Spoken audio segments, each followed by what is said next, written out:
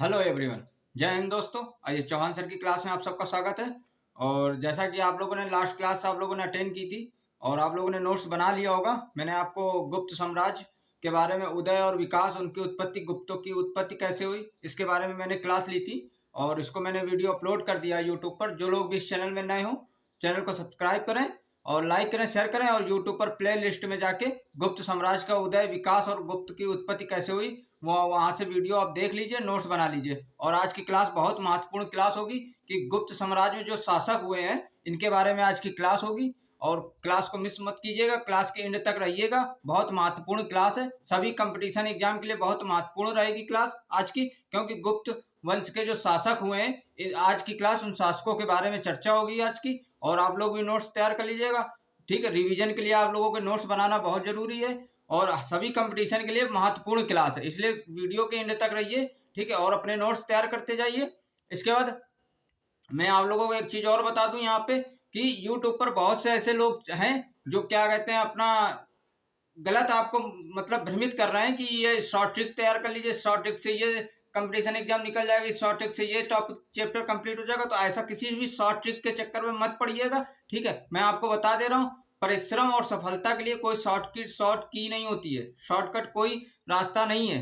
परिश्रम और सफलता की कुंजी के लिए, सफलता प्राप्त करने के लिए, कंपटीशन में लड़ाई लड़ने के लिए कोई शॉर्टकट, कोई साधन नहीं है, ठीक है। इसलिए इतिहास, संविधान और भूगोल में किसी भी शॉर्टकट के चक्कर में मत पड़िएगा, ठीक है। क्योंकि कोई ऐसी शॉर्टकट नहीं बना है जो आपको इतिहास और संविधान और भूगोल आपको रटा सके, ठीक है, दिमाग में आपके बसा सके। कोई ऐसा शॉर्टकट नहीं है। और आपको एक चीज और बता दूं कि आप कंपटीशन लेवल की तैयारी कर रहे हैं तो कोई नए नहीं है, कोई बच्चे नहीं है, ठीक है। कंपटीशन लेवल की तैयारी करना, ठीक है, चाहे वो एसएससी हो, चाहे वो पीसीएस हो, चाहे वो आईएएस लेवल की तैयारी करना, ठीक है। परिश्रम करना है और सफलता है, इसके लिए कोई शॉर्टकट नहीं बना हुआ है, तो शॉर्टकट के चक्कर में मत पड़िएगा, ठीक है। और एक चीज, इतिहास, भूगोल और संविधान में कोई शॉर्टकट काम नहीं आया है और ना आएगा, ठीक। तो आइए ज्यादा समय ना लेते हुए मैं अपनी क्लास पे चलता हूँ। गुप्त साम्राज्य में कौन कौन से शासक हुए हैं, आज की क्लास होगी, बहुत महत्वपूर्ण है। इनसे क्वेश्चन पूछ लिया जाता है एग्जाम में, सभी एग्जाम में क्वेश्चन पूछ लिया जाता है। तो आइए चलते हैं अपनी क्लास में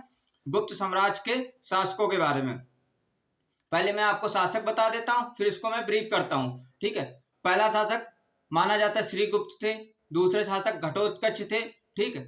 श्रीगुप्त, घटोत्कच, घटोत्कच के बाद आपके चंद्रगुप्त प्रथम, चंद्रगुप्त प्रथम के बाद समुद्रगुप्त, समुद्रगुप्त के बाद कुमारगुप्त, कुमारगुप्त के बाद चंद्रगुप्त द्वितीय, चंद्रगुप्त द्वितीय, ठीक है। इसके बाद स्कंदगुप्त, स्कंदगुप्त, स्कंदगुप्त के बाद विष्णुगुप्त, विष्णुगुप्त के बाद बालादित्य गुप्त, ठीक है, कुमारगुप्त द्वितीय, ठीक। इस तरह के बहुत ऐसे शासक हुए हैं, ठीक। इन शासकों के बारे में हम चर्चा करेंगे और आज की क्लास हम यहाँ से स्टार्ट करते हैं श्रीगुप्त से, ठीक। श्रीगुप्त आपका गुप्त वंश का आदि पुरुष और आदि राजा के रूप में श्रीगुप्त को जाना जाता है, ठीक। इन्होंने, और एक चीज आपको बता दें, श्रीगुप्त ये आप जो शासक था, ये शासक कुषाण का सामंत थे। कुषाण शासकों के सामंत में इन्होंने शासन किया है और इनका शासन मगध तक था, श्रीगुप्त का शासन।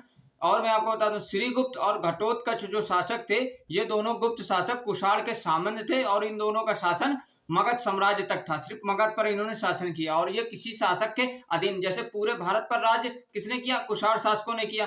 तो इन्होंने, कुषाण शासकों ने पूर्वी भारत का राज्य जीता और पूर्वी भारत का राज्य जीतकर जो वहां का शासक था, जैसे वहां का शासक श्रीगुप्त था, पूर्वी भारत में मगध साम्राज्य पर अधिकार करने के बाद वहां का शासन स्वयं उन्हीं को सौंप कर वापस चला गया। जैसे आपको मैं बता दूं, सिकंदर और पोरस का युद्ध हुआ था, तो जिसमें सिकंदर विजयी हुआ था। सिकंदर जब विजयी हुआ था तो सिकंदर विजयी होने के बाद पोरस की बहादुरी से और प्रतिभा से प्रसन्न होकर उसके राज्य को उसको सौंप दिया गया, सौंप देकर वापस चला गया। लेकिन ये कहा जाए तो वो किसके अधीन का वह राजा था, सिकंदर के अधीन राजा था, क्योंकि उस राज्य पर अधिकार किसका हो गया था, सिकंदर ने होगा। सिकंदर ने स्वेच्छा से उसको, पोरस को अपना उसका राज्य वापस कर दिया था। तो ये होता, तो लेकिन वो सामंत किसका हो गया था, सिकंदर का, सिकंदर के अधीन शासन कर रहा था। तो किसी के अधीन रहकर शासन करना ये सामंत कहलाता है, ठीक। तो इसी तरह कुषाण के सामंत थे श्रीगुप्त। अब आपको समझ में आ गया होगा। अब बात कर लेते हैं, आइए श्रीगुप्त के बारे में जानकारी।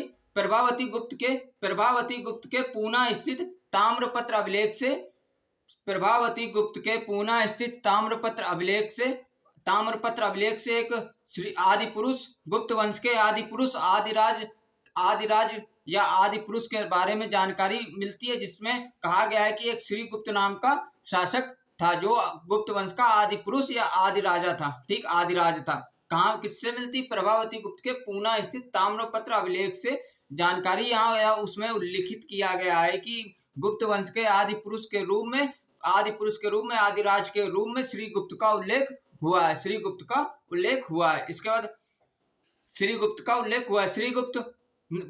श्रीगुप्त का गोत्र धारण गोत्र था। जो श्रीगुप्त था गुप्त वंश के धारण गोत्र का ब्राह्मण था। धारण गोत्र का ब्राह्मण था। धारण गोत्र का ब्राह्मण था। इसके बाद गुप्त वंश के प्रथम राजा के रूप में श्रीगुप्त का उल्लेख होता है। लेकिन ये कहा जाता है कि जो गुप्त वंश जो श्री है ये इनकी उपाधि थी। इन्होंने राजा बनते ही गुप्त वंश का जो शासक था वो राजा बनते ही श्री की उपाधि इन्होंने ली थी और इसी श्री के नाम से फेमस प्रसिद्ध हो गए थे। श्रीगुप्त नाम इनका प्रसिद्ध हो गया था। प्राचीन भारतीय इतिहास में ये गुप्त जो इनकी प्राचीन भारतीय इतिहास में श्री एक उपाधि थी और इसी इन्होंने राजा बनते ही उपाधि ली और इसी उपाधि के नाम से ये नाम इनका प्रसिद्ध हो गया श्रीगुप्त। ठीक, तो ये आपका गुप्त प्राचीन भारतीय इतिहास में गुप्त वंश में श्री नाम की उपाधि लेकर श्रीगुप्त से ये प्रचलित हो गए। इसके बाद इन्होंने महाराज की उपाधि धारण की और ये आपको बता दें, जैसा मैंने आपको एक्सप्लेन कर दिया है, महाराज की जो उपाधि है वो सामंत लोग या किसी के अधीन रहकर शासन करने वाले राजा लोग महाराज की उपाधि लेते थे। सामंत या किसी के अधीन रहकर शासन करने वाले राजा जो थे, ठीक, उनके अधीन रहने वाले व्यक्ति राजा जो थे वो महाराज की उपाधि लिया करते थे। तो इससे स्पष्ट होता है कि और ये भी बताया गया है कि कुछ इतिहासकार या विद्वानों ने बताया है कि जो श्रीगुप्त थे, ये श्रीगुप्त और घटोत्कच ये कुषाण के सामंत थे। दोनों स्वतंत्र शासक नहीं थे। ये स्वतंत्र शासक नहीं थे, ये किसके कुषाण शासकों के अधीन रहकर शासन करते थे और इनका शासन मगध तक सीमित था। मगध के समीपवर्ती क्षेत्रों तक ही सीमित था। ठीक, इसके बाद अब आपको ये क्लियर हो गया होगा अच्छे से। इसके बाद बात करते हैं इत सिंह के अनुसार श्रीगुप्त ने मगध में मंदिर बनवाने का कार्य प्रारंभ किया और 24 गांव मंदिर के लिए 24 गांव दान में दिए थे। इस सिंह के अनुसार श्रीगुप्त ने मगध में मंदिर बनवाने का कार्य प्रारंभ किया और मंदिर के लिए 24 गांव दान में दिया था। 24 गांव दान में दिए थे। ठीक, इसके बाद श्रीगुप्त ने घटोत्कच को अपना, मैंने आपको बता दिया कुषाण के सामंत थे। ये दोनों स्वतंत्र शासक नहीं थे। ठीक है, सामंत क्या होता है और महाराज की उपाधि धारण की थी। कैसे धारण की थी? क्योंकि जो सामंत होते हैं जो किसी राजा के अधीन शासन कर रहे होते हैं तो वो महाराज की उपाधि धारण कर लेते हैं। महाराज की उपाधि सामंत लोग या किसी के अधीन शासन करने वाले राजा लोग धारण करते थे। ठीक, तो ये आपको क्लियर हो गया होगा। अब आते हैं, इनके बाद आए घटोत्कच को श्रीगुप्त ने अपना उत्तराधिकारी घटोत्कच को 280 से 319 ईस्वी तक घटोत्कच ने शासन किया है और ये कुषाण के शासकों के अधीन रहकर इन्होंने शासन किया है। और घटोत्कच का जो शासन था वो मगध के समीपवर्ती क्षेत्रों तक ही सीमित था। मैंने आपको बता दिया, फिर से रिपीट कर दे रहा हूँ। घटोत्कच का जो शासन क्षेत्र था वो मगध के समीपवर्ती क्षेत्रों तक ही सीमित था और ये कुषाणों के सामंत थे, क्योंकि श्रीगुप्त और घटोत्कच ये दोनों स्वतंत्र शासक नहीं थे।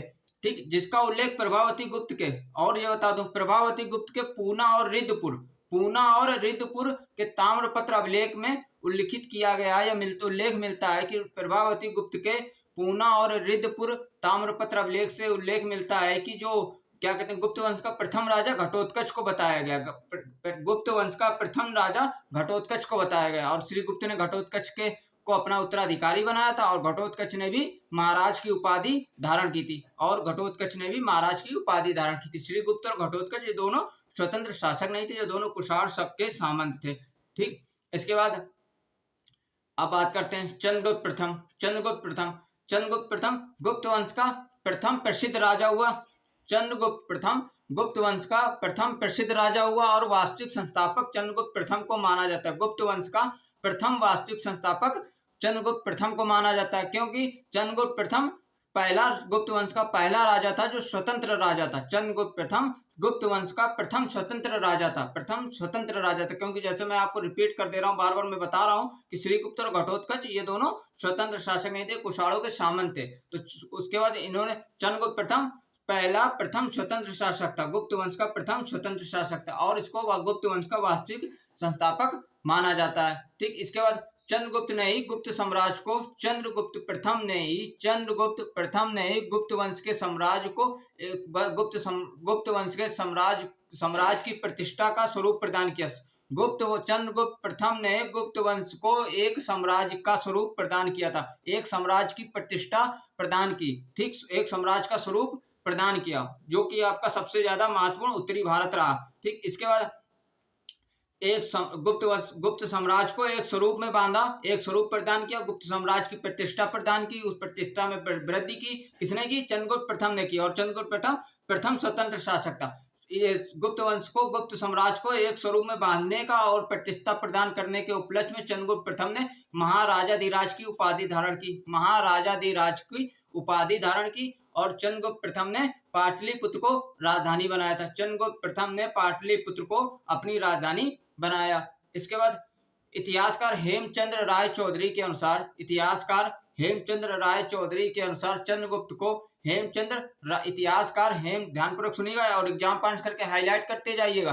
ठीक है, हेमचंद्र राय चौधरी के अनुसार चंद्रगुप्त प्रथम को द्वितीय मगध साम्राज्य का संस्थापक माना जाता है। हेमचंद्र राय चौधरी के अनुसार चंद्रगुप्त प्रथम को द्वितीय मगध साम्राज्य का संस्थापक माना जाता है। प्रथम मगध साम्राज्य का संस्थापक कौन था? चंद्रगुप्त मौर्य था। और यहाँ पे चंद्रगुप्त प्रथम है, दोनों चंद्रगुप्त थे, दोनों मगध के बता रहा हूं, मगध साम्राज्य का संस्थापक माना जाता है। हेमचंद्र राय चौधरी के अनुसार चंद्रगुप्त प्रथम को द्वितीय मगध साम्राज्य का संस्थापक माना जाता है। इसके बाद चंद्रगुप्त ने साकेत, वर्तमान अयोध्या, चंद्रगुप्त प्रथम ने साकेत, वर्तमान अयोध्या, प्रयाग और मगध पर अपना अधिकार कर लिया था। चंद्रगुप्त प्रथम ने साकेत, वर्तमान अयोध्या और प्रयाग अर्थात प्रयागराज और मगध पे पूर्वी भारत अर्थात मगध पर अपना अधिकार कर लिया। इसके बाद चंद्रगुप्त प्रथम ने अपने राज्यारोहण के स्मारक के रूप में चंद्रगुप्त प्रथम ने अपने राज्यारोहण के रूप में 319 ईस्वी में एक गुप्त संवत चलवाया था,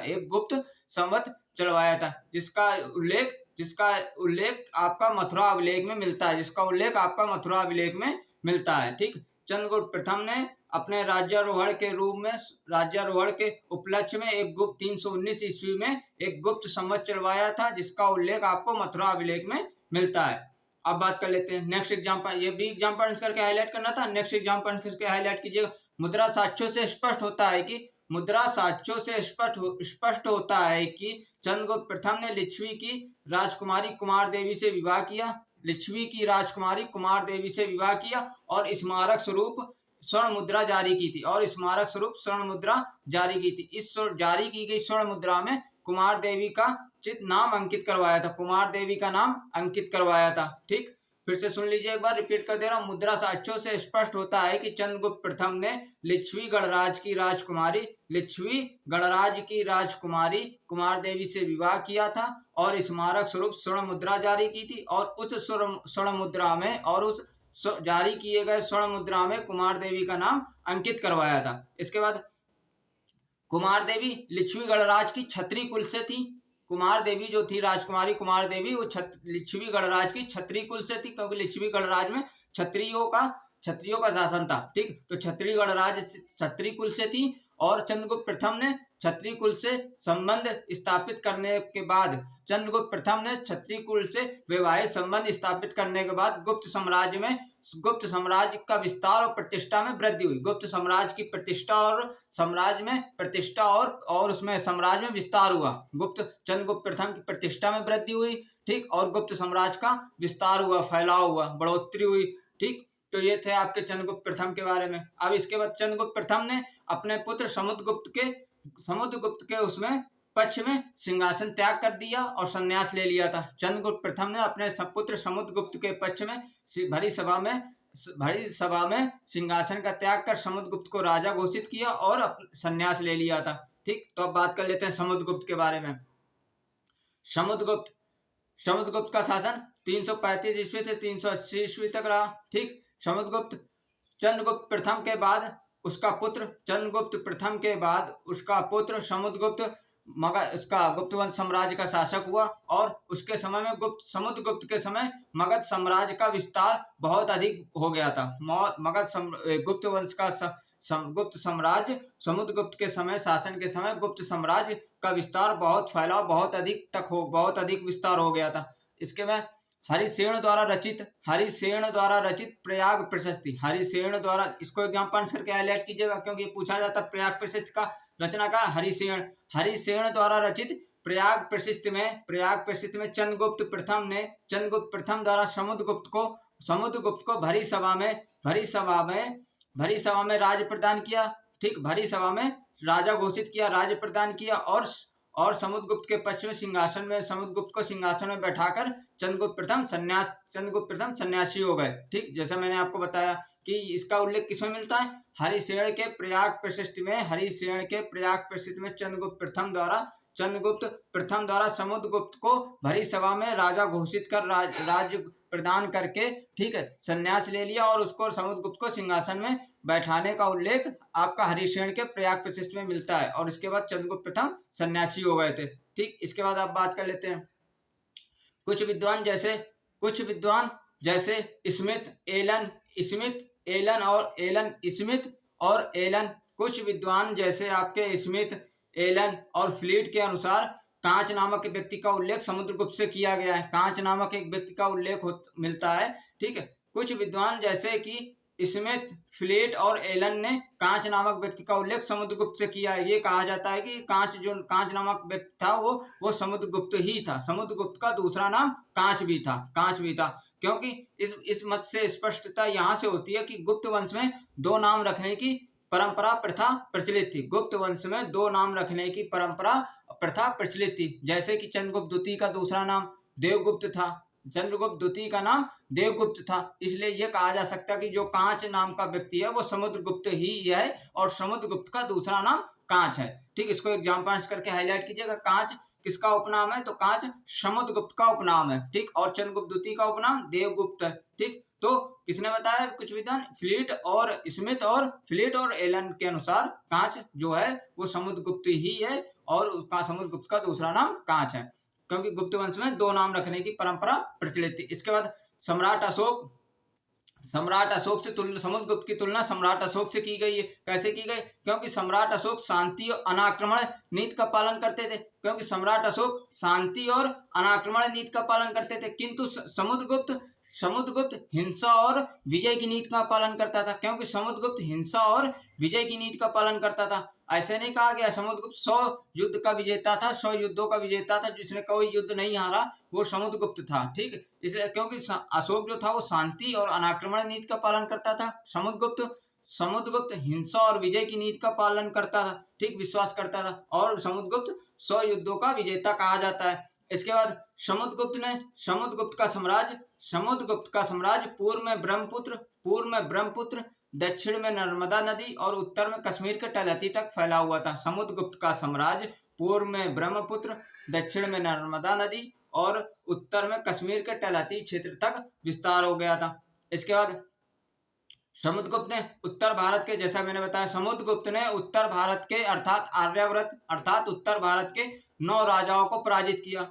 समुद्रगुप्त ने उत्तर भारत अर्थात उत्तर भारत के 9 शासकों 9 राजाओं को पराजित किया था। पराजित राजाओं में अच्युत जो कि आपका अहिच्छत्र वर्तमान बरेली, उसके बाद नागसेन चंपावती वर्तमान ग्वालियर, इसके बाद गणपति नाग जो कि विदिशा और मथुरा के शासक थे, मथुरा के राजा थे। ये आपके उत्तर भारत के आर्यावर्त के 9 राजाओं को पराजित करने वाला समुद्रगुप्त था। ठीक, समुद्रगुप्त था और 9 राजाओं को पराजित करने में ये राजा प्रमुख थे। अच्युत, नागसेन और गणपति नाम के राजा प्रमुख राजा थे। अच्युत आपके अहिच्छत्र वर्तमान बरेली, नागसेन आपके क्या कहते हैं चंपावती ग्वालियर और गणपति नाग विदिशा और मथुरा। ठीक, वहां के ये शासक थे, वहां के राजा थे। इसके बाद समुद्रगुप्त ने उसने अपने हरिसेन के प्रयाग प्रशस्ति की 9वीं और 20वीं पंक्ति में हरिसेन के प्रयाग प्रशस्ति के 20वीं और 19वीं और 20वीं पंक्तियों में दक्षिणापथ का विजय का उल्लेख है। हरिसेन के प्रयाग प्रशस्ति के 19वीं और 20वीं पंक्ति में समुद्रगुप्त द्वारा दक्षिणापथ पर की गई विजय का उल्लेख मिलता है। इसके बाद समुद्रगुप्त ने दक्षिणापथ के 12 शासकों को पराजित किया था। आर्यावर्त के 9 शासकों को, दक्षिणापथ के 12 शासकों को पराजित किया था। और दक्षिणापथ के 12 शासकों में अंतिम शासक दक्षिण के कांची के पल्लव वंश का विष्णुगुप्त था। दक्षिणापथ के 12 शासकों को पराजित किया था और दक्षिणापथ के पराजित करने में अंतिम शासक दक्षिण के कांची के पल्लव वंश के विष्णुगुप्त थे। इसके अतिरिक्त समुद्रगुप्त ने 8वीं जनजाति के शासकों को पराजित किया था। 8वीं जातियों के लोगों को पराजित किया था। 8वीं जनजाति आपकी मथुरा से नर्मदा नदी तक फैलाव था। 8वीं जनजाति जो जनजाति है आपकी मथुरा से लेकर नर्मदा नदी तक इनका फैलाव था। इनको भी 8वीं जनजातियों को भी पराजित करने वाले समुद्रगुप्त थे। इसके बाद समुद्रगुप्त की दक्षिणापथ विजय का उल्लेख समुद्रगुप्त द्वारा दक्षिणापथ की विजय की मुख्य तीन नीतियां थी। पहली आपकी ग्रहण, दूसरी मोक्ष, तीसरी अनुग्रह। अब इनकी बात कर लेते हैं। ग्रहण क्या है? ग्रहण करना, ग्रहण मतलब ले लेना, तो मतलब शत्रुओं के राज्य को अपने अधिकार में ले लेना, ग्रहण। ये मुख्य 3 नीतियां थी समुद्रगुप्त की दक्षिणापथ पे विजय करने की। मुख्य 3 नीतियां थी, ग्रहण, मोक्ष, अनुग्रह। ठीक, इसके बाद ग्रहण मतलब शत्रुओं के राज्य पर अपना अधिकार कर लेना। मोक्ष मतलब मुक्त कर देना, तो शत्रुओं को मुक्त कर देना। ठीक, मुक्त कर देना। इसके बाद अनुग्रह मतलब होता है दया करना, शत्रुओं पर दया कर देना। तो ये मुख्य नीतियां थी। शत्रुओं पर अधिकार कर उनको छोड़ देना, मोक्ष था उन पर दया कर देना, मुक्त कर देना। ठीक, अनुग्रह था। और ग्रहण, शत्रुओं पर अपना अधिकार कर लेना। ठीक, तो ये समुद्रगुप्त की मुख्य 3 नीतियां थी, ग्रहण, मोक्ष, अनुग्रह। इसके बाद गुप्त वंश का महान योद्धा और सेनापति था। गुप्त साम्राज्य का गुप्त वंश का सबसे महान योद्धा और कुशल सेनापति था, जिसके कारण इतिहासकार विंसेंट स्मिथ ने अपनी पुस्तक अर्ली हिस्ट्री ऑफ इंडिया में समुद्रगुप्त को भारत का नेपोलियन कहा है। किसने कहा है? विंसेंट स्मिथ ने कहा है। किसने कहा है? अपनी पुस्तक अर्ली हिस्ट्री ऑफ इंडिया में समुद्रगुप्त को भारत का नेपोलियन कहा है। और समुद्रगुप्त की उपाधियां बात कर लेते हैं। समुद्रगुप्त की उपाधियां अश्वमेध कर्ता, क्योंकि समुद्रगुप्त ने अपनी विजय के उपलक्ष्य में अश्वमेध यज्ञ करवाया था, और यज्ञ कराने के बाद उसने अश्वमेध कर्ता की उपाधि ग्रहण की। इसके बाद पराक्रमांक, अप्रतिरथ और व्याग पराक्रमांक थी। और इसके बाद समुद्रगुप्त को कविराज भी कहा जाता है। ये थी समुद्रगुप्त की उपाधियां। इसके बाद हरिसेन के प्रयाग प्रशस्ति के अनुसार समुद्रगुप्त की दिग्विजय का उद्देश्य धरणीबंध था। इसको एग्जाम पास करके हाईलाइट कीजिएगा। हरिसेन के प्रयाग प्रशस्ति के अनुसार समुद्रगुप्त की दिग्विजय का उद्देश्य धरणीबंध था। और उसने आर्यावर्त अर्थात उत्तरी भारत में अपनाई गई नीति को समुद्रगुप्त द्वारा उत्तरी भारत में अपनाई गई नीति को प्रक्षोभोधरण कहा गया है। उत्तरी भारत आर्यावर्त के शासकों के प्रति अपनाई गई नीति को प्रक्षोभोधरण, और दक्षिणापथ के शासकों के लिए अपनाई गई नीति को ग्रहण, मोक्ष, अनुग्रह कहा गया है। ठीक, ये नीति उसने अपनाई थी समुद्रगुप्त कुशल योद्धा के साथ कवि, संगीतक और विद्या का संरक्षक भी था। एक कवि था और विद्या और उसका संगीतक का संरक्षक भी था। ठीक, उसके सिक्कों पर